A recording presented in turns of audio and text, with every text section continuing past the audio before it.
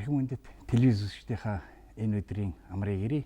Өнөөдөр бид шинжлэх ухааны технологи инновацийн телесэтгүүлийнхаа ээлж дугаарыг эхлэхэд бэлэн болоод байна. Манай нэвтрүүлгийн эхний булангаар Оросын холбооны улсын Саха Якутын телевизэгчдийн Монголын шинжлэх ухааны академид хийсэн айлчлалын талаар бидний хэлсэн сурвалжлагыг авч сонирхно.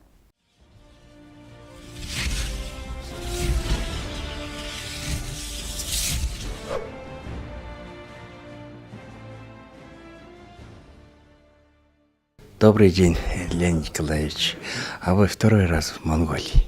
Этот раз вы приехали по приглашению Академии наук Монголии. И ваше первое впечатление? Первое впечатление, Улан-Батор очень увеличился. Я не узнаю его. Вот некоторые здания, которые был в Олимпийском комитете, был гостиницу, в которой останавливался вокруг. Вот здание Олимпийского комитета домов мало совсем было. Сейчас высотные дома очень много. Город почти не узнать. Тот город и этот город. Машин очень много. Люди все очень торопятся. Куда-то все бурлит, жизнь кипит, чувствуется. Ну и побывав уже в некоторых учреждениях, чувствуется, видится, что развитие идет своими быстрыми темпами. Здесь много иностранных фирм видно. И как-то чувствуется то, что все хотят сотрудничать. Это чувствуется. Ну, поэтому я очень рад, что на приглашение Академии наук мы откликнулись, приехали. Хотя у нас сейчас идет Олимпиада в Сочи, идет. И там успели побывать. И думаю, что наш вот этот приезд очень необходимый, нужен. Нужен с той стороны, что культура двух народов будет обогащаться. Монгольского народа, российского, якутского народа. И взаимоотношения не только в науке, но и в отношении образовательной деятельности, скажем, также, скажем, и биотехнологической деятельности, которая у вас и у нас идет, и как бы, ну, духовное обогащение все равно налицо будет. И я чувствую, что готовы работать и здесь, и мы готовы тоже, поэтому, наверное, вот эта поездка получится плодотворной. И я тогда первый раз, после игр «Дети Азии», я приехал сюда, и поэтому наша поездка тогда была узкая, только с той точки зрения, чтобы пригласить монгольскую делегацию принять участие в играх «Дети Азии». А сейчас уже за это время, уже, как говорится, и я, наверное, может, постарел уже. Это уже больше 10 лет прошло, да? Поэтому и уже цели, задачи другие. Задачи другие. Ну вот, первое впечатление, то, что я хочу сказать, вот такое. А вы ректор сельскохозяйственной академии Республики Саха-Якутии. И как вы научный работник и доктор наук, а вы основное ваше направление в вашей академии и вообще наука в целом Якутии. Как вы можете так? Ну, Якутская государственная сельскохозяйственная академия занимается подготовкой кадров и научными исследовательскими работами, и практические внедрения, практическими разработками и инновациями. Но здесь надо отметить то, что мы готовим студентов, профессионалов для агропромышленного комплекса всего северо-востока Российской Федерации. Довольно большой вуз у нас. По меркам Дальнего Востока 6600 студентов, 5 факультетов, 2 филиала. Такие факультеты, как агротехнологический, факультет ветеринарной медицины, инженерный, экономический, юридический. Поэтому хотелось бы пригласить, да и приглашаю учиться у нас в Якутии представителей Монголии учиться у нас. У нас все условия имеются, и мы даже можем учить на бюджетные места, поэтому оплата там уже, возможно, оплаты не будет. Это уже по договоренности. Так, а научная деятельность, это наша научная деятельность связана с нашим вузом деятельностью, но она широка, не только чисто аграрный сектор охватывает. Ну, аграрным сектором сейчас мы занимаемся исследованиями проблем табунного коневодства и занимаемся также начальными такими исследовательской деятельностью адаптации овец в наших условиях и прилитием к ним крови горного барана, чубуку нашего дикого. И с помощью биотехнологических методов мы получили гибридов. Эти гибриды в дальнейшем еще приливая кровь овцам, которых мы завезли из Бурятии, хотим получить уже адаптированные к нашим морозам уже тип овцы, и которые были бы не морозостойкими и поедали местные наши корма.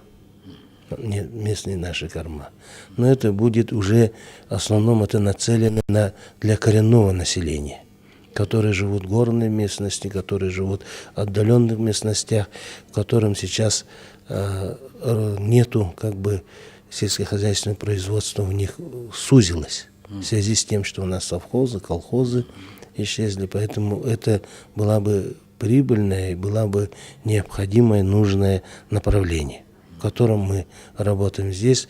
Могли бы подключиться и ученые из Монголии, потому что у вас овец очень много, морозостойких пород, морозостойких типов, которые минус 40 градусов выдерживают.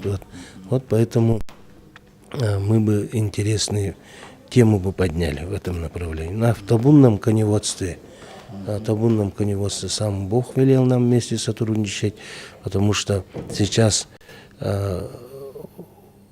востребованность экологически чистой продукции увеличивается. А мы знаем, что продукция коневодства, табунного коневодства, она экологически чистая, так как лошадь ест корм, находит сам себе избирательно. Поэтому он поедает только чистую траву. Так что мы в этом направлении в Российской Федерации Якутия имеет довольно большое поголовье, и все табунное коневодство сейчас оно объединено в ассоциацию России, и что и башкиры, татары, калмыки, якуты, вместе мы собираемся и приглашаем также сотрудничать и бурятские у нас коневоды, также и из Монголии хотели бы, и в ассоциацию, которая создана, там тоже сотрудничали, проводили даже международную конференцию. И сейчас намечается проведение, и мы в этой области, в этом направлении хотели бы наметить планы, потому что сейчас надо промышленную технологию применять, и биотехнологию в табунном коневодстве.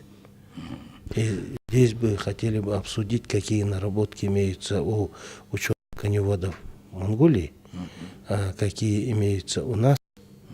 И, может быть, мы переняли бы у вас передовые технологии, которые есть, и наработки, а может быть, поделились своими, которые у нас есть. Вот два направления, да, которые я вам сказал, связанные с деятельностью нашего вуза. Ну, а другие направления уже связаны с глобальным потеплением, связаны также с безопасностью жизнедеятельности и связаны с тем, что ветеринарное направление, ветеринарная безопасность наших животных, вот это тоже очень серьезно сейчас выходит на передний план. А у вас есть какое-то представление о наше монгольское коневодство? Есть представление, есть, конечно, об этом. И я и литературы просматриваю, и в прошлый раз приезд тоже мы ознакомились также, и постоянно я через интернет уже просматриваю. Конечно, коневодство у вас в мире очень передовое, самое, можно сказать, одно из самых развитых. Китай до Монголии — это как бы в азиатской территории лидеры. Самое большое поголовье лошадей находится в Монголии и в Китае. А вы одновременно вы президент Федерации конного спорта Саха-Якутии. Я первый вице-президент. Первый вице-президент. И планируете с Министерством спорта, культуры, туризма конные экспедиции ли? Угу. И Совершенно правильно. какие у вас планы? В этом году вы планируете? Да. Ваши планы? Этот план, он давно задуман. Еще мы хотели, когда Дети Азии проводили, хотели этот переход сделать, но обстоятельства как-то подготовка очень длительная была. Ну, сейчас коневоды Якутии готовы, и сегодня были переговоры в Министерстве туризма, спорта и туризма, да?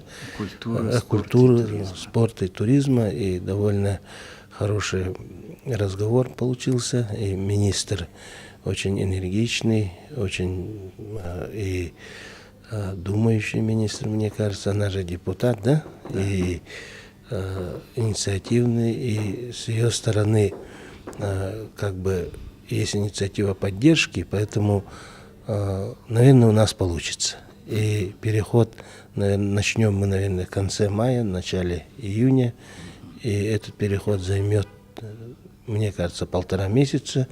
И якутские лошади со всадниками должны приехать к Надыму, Улан-Батор. К началу Надыма. Да, к началу Надыма и украсить данный самый большой праздник Улан-Баторе. Проект мы представили Министерству культуры, спорта и туризма о возобновлении культуры оленоводов, то есть сближение оленоводов Монголии и Саха-Якутии. Каково ваше мнение по этому? Это вообще очень интересный и имеющий будущий проект, потому что оленеводство же это кочевая отрасль. Да. Они же кочевники оленеводы, получается. Поэтому сейчас это поддерживается Организацией Объединенных Наций, и это поддерживается всем мировым сообществом, поддерживается. И мы должны это развивать, потому что у нас оленеводство развито в Якутии и в Российской Федерации. Самое большое поголовье оленей в Российской Федерации. А южные территории России, юго-восточные территории, они соприкасаются с Монголией. Поэтому наши оленеводы, пусть это будут якуты, пусть это будут эвенки, они когда-то жили, когда таких жестких границ не было, обмен культурой, и у них не было границ, они перекочевывали на север, на юг, на восток, и вот это приостановилось как бы с жесткими границами, и это надо, конечно, мне кажется, ихняя культура не должна останавливаться из-за границ, а какие-то договоренности должны быть, но вначале надо как-то возродить оленеводство Монголии. Мне кажется, возродить надо оленеводство Монголии. Поголовье оленей надо возродить,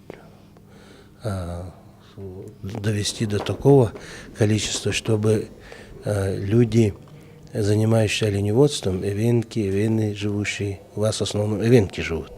Вот, они бы могли бы за счет оленеводства экономически себя, экономически себя оправдать или имели бы самоокупаемость даже. Пускай субсидии будут, государственная поддержка, они должны уже сохранить свою культуру и в то же время самодостаточно жить. Вот если это обеспечить, а потом уже вторая очередь уже, как они будут между собой связываться. Все кочующие народы, если взять даже в Африке, в Египте, то там же есть занимающие верблюдоводством, тоже мы их называем, бедуины, у них паспортов почти нет. Они с государства в государство переходят из Египта, скажем, переходят в Алжир, Тунис. Вот это и есть кочевой образ жизни. А у нас он остановился внутри государства. Поэтому вы очень серьезный вопрос задали. И то, что Академия наук занимается, это Монголия, это серьезную проблему подняли. И мы будем поддерживать это направление всячески, как можем. А что касается сотрудничества вашей республики с Академией наук Монголии, каковы ваши планы? Планы сотрудничать. Наша Академия наук нашей республики может, конечно, в области глобального потепления. Вот у нас вечная мерзлота, и у вас частями есть вечная мерзлота, поэтому вот эти проблемы, они сообща будут легче решаться, тем более у вас здесь сотрудничают ваши ученые с учеными Японии, Китая, Южной Кореи тесно работают, и это уже наработки имеются серьезные. И те работы, которые Академия наук Монголии и Академия наук Республики Саха-Якутия, они же ведь уже многие вопросы решаются, есть уже опыт решения. А наша Академия сельскохозяйственное, как учебное заведение, мы тоже имеем договора и работаем. Сегодня ряд вопросов тоже обговорили с президентом Академии наук. И получаем поддержку, и этому очень рады. И думаем, что новый виток в развитии науки, именно науки инновационной, фундаментальной для высшего учебного заведения, определенный виток, мне кажется, сделан, и перспективные горизонты уже отмечены. Задача и перспектива сотрудничества, то есть Академии, Государственной сельскохозяйственной академии Республики Саха-Якутия с Монгольским университетом сельского хозяйства. А ваша перспектива, ваше сотрудничество или сотрудничество, какого ваше? Перспектива – это то, что как здесь обучают студентов. Вот мы должны посмотреть на сегодняшний день, да, какие методики, учебные методики применяются, какие практические практику как проводят. Вот сейчас все-таки мы же перешли все от специалитета, перешли на многоуровневую подготовку. Это значит, идет человек, должен получать образование ступенчато и непрерывно всю жизнь. Как это осуществляется в условиях Монголии? Потому что условия Монголии, условия Якутии очень похожи. Наши выпускники в основном работают у нас, в Якутии, и близлежащих регионах, где очень экстремальный климат. Ваши выпускники в основном остаются тоже работать в Монголии. Так? Да. Да. Поэтому у нас и в основном у нас республика тоже сельскохозяйственная. У вас тоже Монголия тоже сельскохозяйственная. Хотя у нас сейчас очень сильно идет там освоение там месторождений газов, нефти, куда, конечно, коренное население быстро не переключится. Поэтому коренное население все равно в ближайшие годы будет аграрным. И наша продукция сельскохозяйственная, экологически чистая, становится с каждым днем все больше, сильнее востребована. Не хватает. Якутия себя обеспечивает только на около 30% мяса. Поэтому мы должны расширить это. А как это сделать?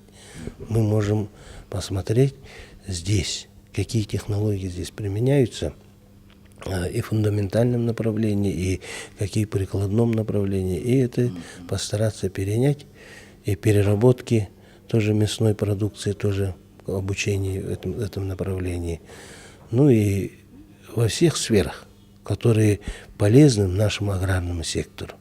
Вот это хотели бы увидеть и поделиться опытом, и своим тоже опытом. У нас тоже немалый опыт. Так что надо сперва увидеть. А пока я в академии, здесь в аграрном университете еще не был. Поэтому только имеем договор, а быть непосредственно не был. Ну и хотелось бы пригласить студентов, может быть, старших курсов, может, и младших курсов, проходить обучение и практику у нас в условиях Якутии. Потом, может, кто-нибудь поедет работать у нас в Якутии. У нас же заработок высокий. Средняя заработная плата сейчас 47 тысяч у нас по экономике. Поэтому это получается почти $1500. Это неплохая же зарплата, так? Да. Вот, ага.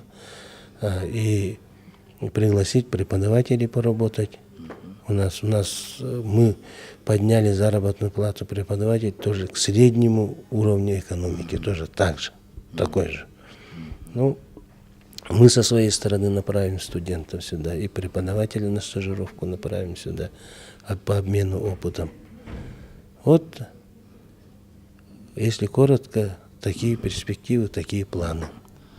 Так, ну, спасибо вам большое и желаю вам большого успеха в работе.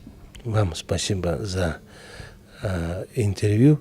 И хотелось бы сказать в самом завершении: Саргылах, Сылгылах, Сергелях полон. Это значит, переводится на русский язык: имейте серге, это коновязь, имейте лошадь, имейте счастье.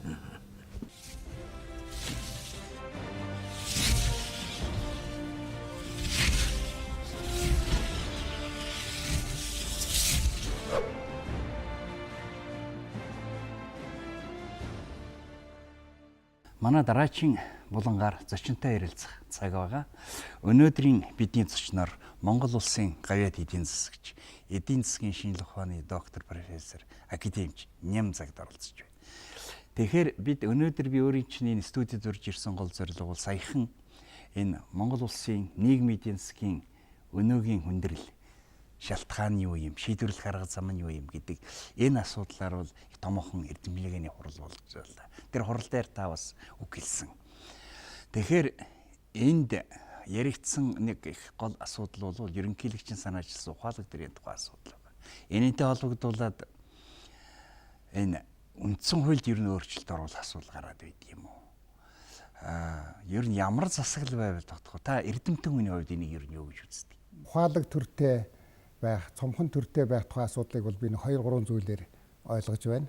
За нэгдүгээрт нь бол энэ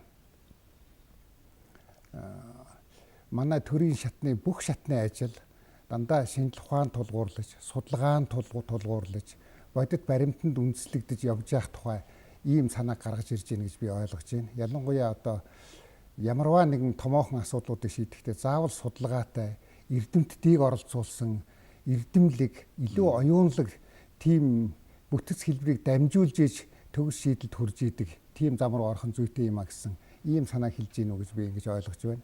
За хоёрдугаарт бол манай төрийн аппарат нүсэр болсон, энэ бол ойлгомжтой хэрэг. Янз бүрийн тоо хэлэх бах. Гэхдээ төрийн энэ нүсэр аппаратыг цомхон, эдийн засгтаа дарамт багтай тийм цомхон төртэй болгох санаа гэж ингэж ойлгож байна.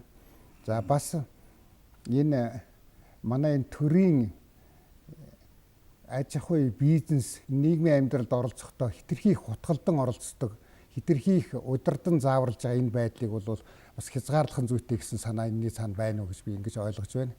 За энд бол жишээлх юм бол одоо ингээд томоохон гадаадын компанитай байгуулахад засгийн газар гэдэг юм оролцоод байгуулцдаг, төр засгийн өндөрлгүүд оролцдог. Тэгэхээр өөрөөр хэлбэл төр нь өөрөө аж ахуйн субъект болоод хувирчдаг. Тэр хэмжээгээр төр нь доошоо ордог, төвчний хувьд бурууддаг ийм зүйлүүд гараад байгаа. Тийм учраас төр нь төр шиг, аж ахуй нэгж нь аж ахуй нэгж шиг, иргэн нь иргэн шиг байж юм хүм хэмжээ харьцаанд зөв байхыг л энэ ухаалаг төрийн гол зүйл юм болов уу гэж ингэж ойлгоод байгаа. За таны асуусан цагийн тэр асуулттай холбогдуулаад энэ төрийн бүтэц ямар байх тухай, төр ямар хэлбэршилтэй байх вэ, үндсэн хууль нь ямар байх вэ? За энэ тухай бол сая манай шинжлэх ухааны академийн философи социологийн хүрээлэн Отгон тэнгэр их сургууль, Идэр дээд сургуулийн эрдэмтэд голлоод бас нэлээд олон эрдэмтэд нийлээд энэ төрийн бүтэц зохион байгуулалтын тухай хөндөж ярьж исэн. За энэ дээр бол янз янзын санаа бодлуудыг эрдэмтэд гаргаж уралдуулсан. За миний хувьд бол зүгээр хувь хүнийхээ хувьд ерөнхийлөгчийн засаглалыг дэмждэг боловч нэгэнт хамт олноороо гэдэг юм уу нийгмээрээ, ард иргэдээрээ Монголын ард түмэн сонгогдсон, шийдсэн энэ парламентын засаглалыг бол бас хүлээн зөвшөөрч тэрний үр шимийг амсах зүйтэй юм а гэж би ингэж бодож байгаа.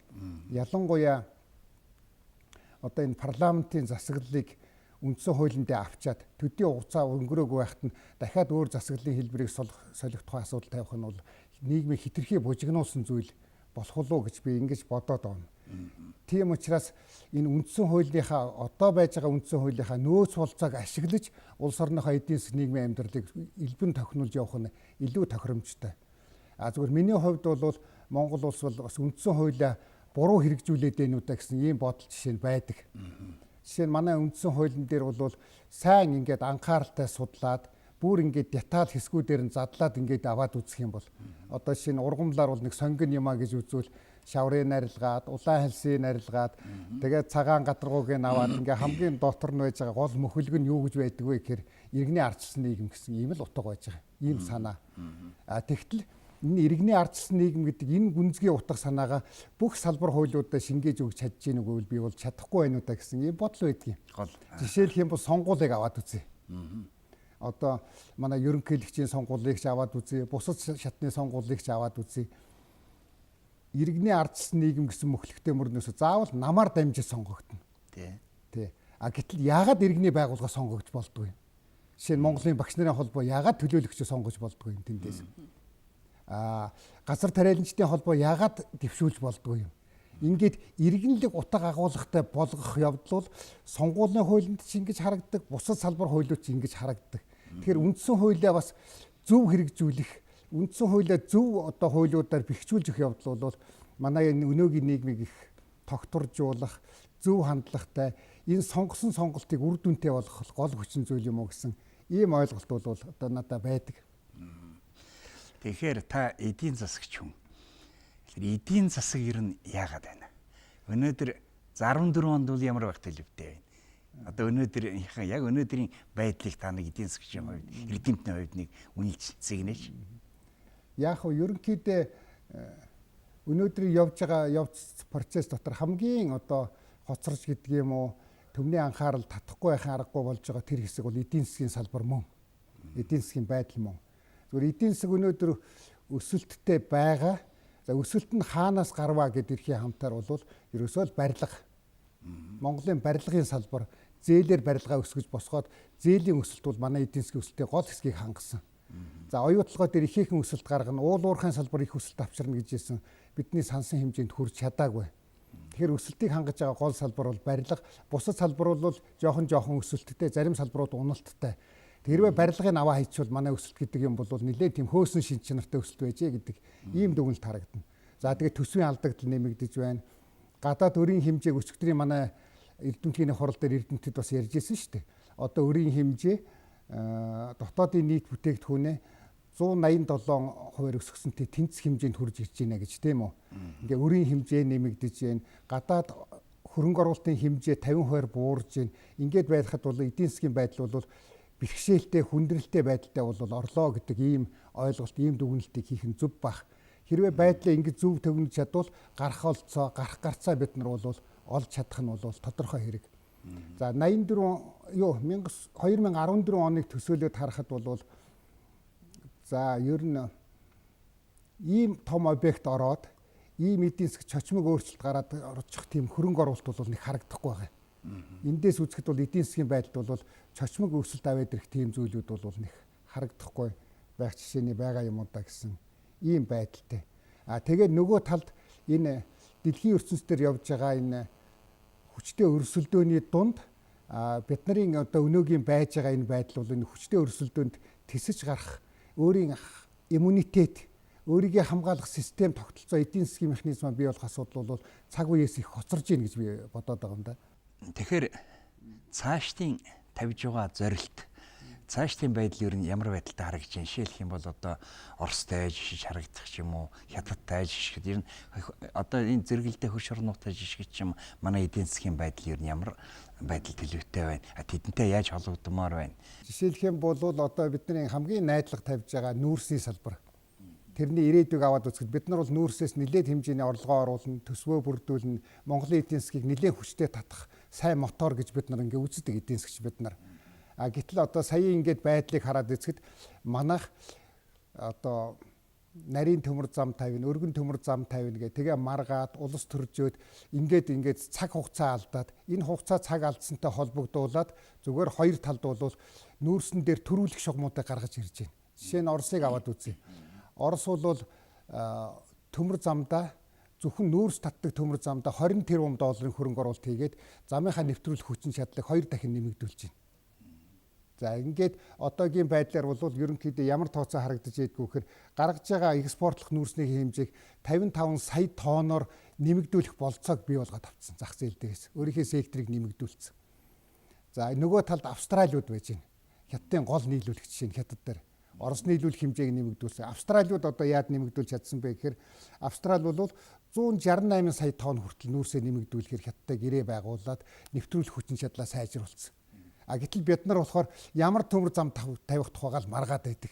Ингээд секторыг алдаад нүүрсээ нийлүүлэх болцоогоо бид нар алдаж эхэлж байна. Хүчтэй хэмжээгээр нэмэгдүүлэх. Тэгээ энэ байдал чинь бол манай эдийн засгийн хөгжилд эргээл сөрөг нөлөө болоо явж байна. Тийм учраас нэгдсэн эдийн засгийн нэг бодлоготой нэг гартай шууд хурдан шийдмээр байгаа. Ийм учраас энэ зах зээлийн байдал төлөв бол бидний энэ бодлоо байдлаас болоод хурд алдах, хугацаа алдах тэгснээрээ нийт зах зээл дээр манай гарч ирэх байр суурь эзлэх сегментэнд бол сөргөөр багасах хандлага руу оруулж байгаа ийм талууд бол харагдж байгаамаа. За тэгээд бас цаашдын төлөв талаар томоохон мега төслүүдийг хийх асуудал ч гэсэн одоо анхаарал татах хэрэгтэй шүү дээ. Одоо ингээд Чингис бонд гэдэг асар том хэмжээний мөнгө орж ирлээ. Энэгээр юу босгов? Энд маш хурдан дүгнэлтөөгөө дараагийн том мега төслүүдийг хийх асуудлуудыг бол тавих ёстой. Тэгээд ямар ч уран хөгжихдээ бол томоохон зээл тусламж авдаг. Энэ бол дэлхийн практикт байдаг. Жишээ Солонгос гэхэд бол ер нь дааж давхнуудыг хэмээр тийм том зээлийг гадаадын дэлхийн банкнуудаас авч ийсэн. Гэхдээ ерөнхийлөгчийнхээ хатуу хяналтын дор өдөр болгоны авч хэлэлцэж ингэж яагаад нөгөө зээлээ буцаага төлөөд ингээ үр дүнд хүрж ийсэн. Манайд бол зээл авлаа. Тэгээ тэрнийхээ мөрөөр зохион байгуулж байгаа ажил үр дүн бол сулхан байх шиг харагдаад л байгаа юм да. Тийм болохоор бол би энэ том мега төслүүд тэрний дотор та одоо сүүгээл ирээдүй гэж тийм ээ. Ирээдүйд одоо ямар зүйл байх вэ гэхээр Монгол орн өөрөө газрын тустай болох асуудлыг шийдмээр байна. Өөрийн төмөр замаа өшөө нэвтрүүлэх хүчин чадлыг сайжруулж өгмөр байна. Зис хайлах үйлдвэр бий болгомоор байна. Гангийн үйлдвэрийг бий болгомоор байна. Өөрийнхөө ийм мега том төслүүд дээр дэд бүтцүүд дээр томоохон мөнгүүдийг хаяад тэгээ тэр үр дүнд харагдчихвэл Монголын ард түмэн энэ том бүтээн байгуулалтыг ойлгож л таарна. Тийм учраас би бол энэ ирээдүйн төлөв дээр бол энэ мега төслүүд рүүгээ маш яаралтай орох асуудал байх ёстой дөө. Манай улсын эдийн засагт зөнхлөх үүргийг хувийн эдийн засаг тийм ээ, хувийн компаниудын одоо хувь хэмжээ нэлээд их үүргийг гүйцэтгэдэг. Тэгэхээр манайх энэ хувийн секторууд дээрээ тавих анхаарлыг нэлээд сайжруулмаар юм шиг санагдаж байгаа. Тэдэнтэйгээ төр ер нь яаж ажиллах вэ? Тэгээд хувийнхаа секторуудыг одоо гадагшин одоо ялангуяа хоёр хөрш орнууд тэгээ гадагшин ажиллах талаар ер нь энэ эдийн засагт бол нэлээд чухал үүрэг оролтой байх гэж бодогдож байгаа. За энэ бол маш чухал асуудал гэж бодож байна. Тэгэхээр Монголын эдийн засагт өнөөдөр хувийн секторын эзлэх хувийн 70%-аас даваа явуулчлаа. Үндсэндээ Монголын эдийн засгийг одоо хувийн хвшил авч явж байна. Тэгэхээр одоо энэ хувийн хвшлийг цааш нь авч явах, цааш нь одоо хөгжүүлэх юмд төр бол оролцож шийдвэрлэхээс илүү нөхцөлийн тавьж өгөх, дэд бүтцээр дэмжиж өгөх, бодлогоор дэмжиж өгөх, гайл татварын бодлогоор дэмжиж өгөх, орчин нөхцөлийг бүрдүүлж өгөх талд их анхаарал тавьж өгч хувийн хвшлүүдийг хүчтэй хөгжүүлж гаргаж ирвэл Монголын эдийн засгийн аюулгүй байдал, хөгжлийн хурд тогтворж сайжрах ийм байдал болно. Ийм байдлыг бий болгож чадвал зөвхөн барилга дээр би тэр өссөн гэж ярьсан тийм ээ.